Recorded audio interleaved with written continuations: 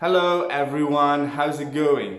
Je me présente, je suis Mr. Frenchy et je serai votre professeur d'anglais au cours de cette vidéo.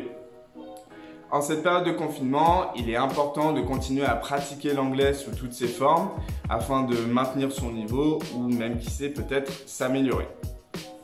Bon, ma salle de classe est un peu vide, mais exceptionnellement, j'ai demandé à 3 élèves de m'accompagner pour cette vidéo et vous les rencontrerez un peu plus tard. Ils me poseront des questions sur le sujet qu'on abordera aujourd'hui et peut-être ce sont des questions que vous-même vous posez derrière votre écran et je tenterai d'y répondre le plus clairement possible. Si à l'issue de cette vidéo vous avez des commentaires ou des questions, n'hésitez pas. Ok? Let's start!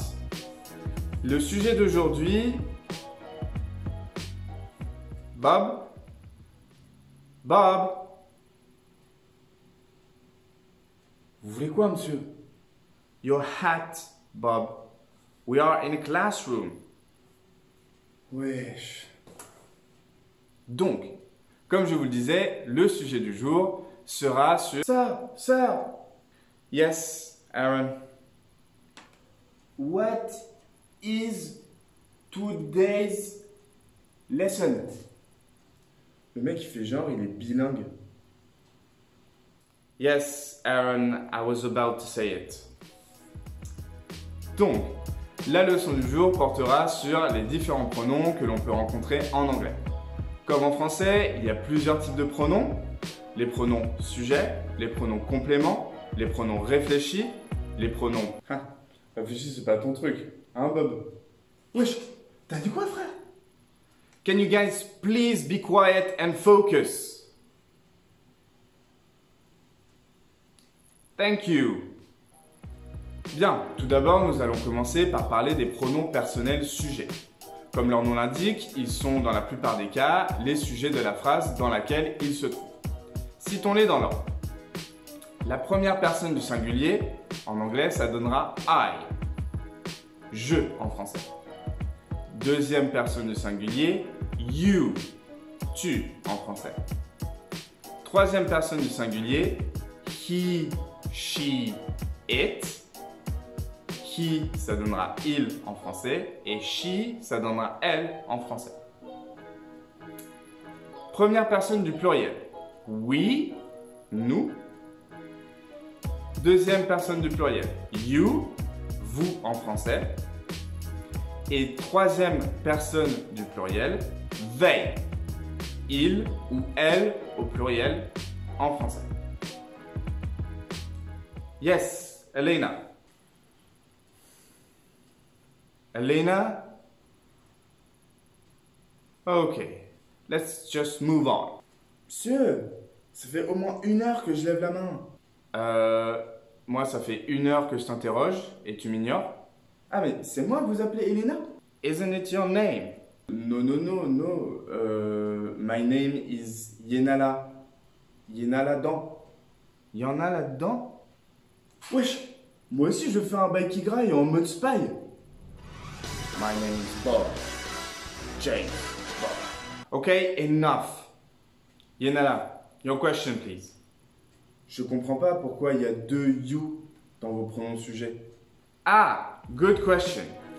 Effectivement, si on regarde la liste des pronoms personnels sujets en anglais, on remarque que les deuxièmes personnes du singulier et du pluriel sont identiques. You. En anglais moderne, il n'y a pas de distinction entre le tu et le vous. Donc, que l'on s'adresse à une seule personne, comme dans la phrase Mark, you are alone, Mark, tu es tout seul, ou que l'on s'adresse à plusieurs personnes, comme dans la phrase Justin and Debbie, you are friends, Justin et Debbie, vous êtes amis, il n'y a pas de distinction. Le pronom sera toujours le même et ce sera you. Et par conséquent, le vouvoiement n'existe pas sous la forme de pronom en anglais, contrairement au français. Mais monsieur, je peux pas vous tutoyer, c'est impossible.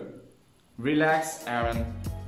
Les Anglais marquent le respect différemment, soit avec la façon dont est construite la phrase, soit avec le choix des mots par exemple. Mais ce sera un sujet pour plus tard. En tout cas, Aaron, dans ce contexte de classe, je saurai que tu me vous vois. Monsieur, il y a un bail qui me dérange depuis tout à l'heure. Comme le bail sur ta tête, par exemple. Wesh. C'est quoi it? C'est on? Interesting question, Bob. Alors, non. Le it en anglais ne correspond pas au on français. It sera utilisé pour parler de tout ce qui n'est pas considéré comme un être humain. Les végétaux, les animaux, les objets et même les concepts abstraits, comme l'amour ou le respect. Wesh. Par exemple, si on dit The table is clean, la table est propre, on pourra remplacer the table par it. It is clean, elle est propre. Un autre exemple, the dog is tall, le chien est grand, on pourra remplacer the dog par it.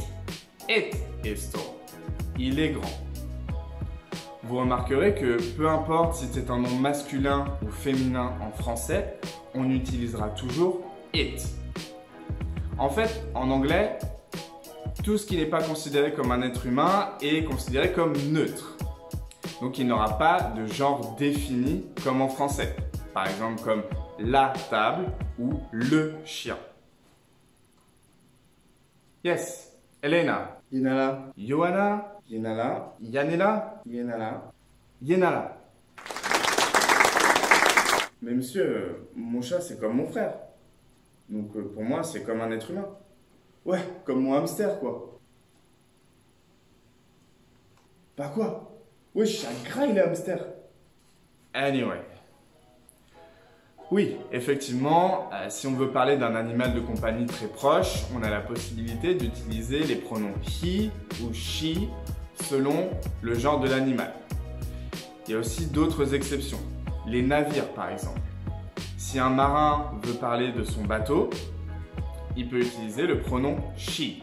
Par exemple, si on prend la phrase « The ship is huge », le bateau, le navire est énorme, on pourra transformer cette phrase et dire « She is huge ». A l'inverse, quand on veut parler des nouveau-nés, on utilisera souvent le pronom « it » qui réfère au nom « baby », baby qui est neutre. Ok, Bob, Yenala, Aaron, thank you for your attention. J'espère que tout a été clair et que vous avez tout compris. Maintenant, il ne vous reste plus qu'à les apprendre et à vous entraîner à les utiliser pour les mémoriser. Merci à vous aussi derrière votre écran d'avoir regardé cette vidéo. J'espère que toutes vos questions ont trouvé leur réponse et que vous avez au moins appris quelque chose. So I'll see you soon guys. Take care of yourselves.